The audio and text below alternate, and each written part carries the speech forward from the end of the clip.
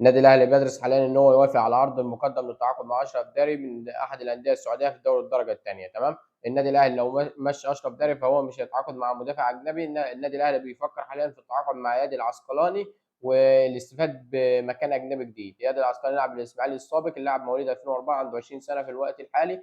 بس انا عندي علامه استفهام. اللاعب بقاله موسم كامل ما بيلعبش مع ناديه بسبب الرباط الصليبي. انا شايف ان هي فيها ريسك كبير ان انت تجيب لاعب بقاله سنه ما بيلعبش، هتبدا تطور فيه ترجعه لمستواه. خصوصا ان اياد العسقلاني كان لاعب مميز جدا مع الاسماعيلي، فانت هتبدا ترجعه لمستواه. تمام. فالنادي الاهلي بيفكر حاليا ان هو يتعاقد مع مدافع محلي، مدافع مصري ما ياخدش مكان اجنبي ويستفاد بمكان الاجنبي في مركز الراس الحربه. في حل حلو وسام ابو علي. انت كده اصلا اللعيبه الفلسطينيه اللي كانت معروضه عليك في الوقت الحالي اغلبهم ابتعد جدا عن النادي الاهلي. مصطفى محمد بيدرس حاليا للخروج لاحد الانديه في اوروبا. تمام.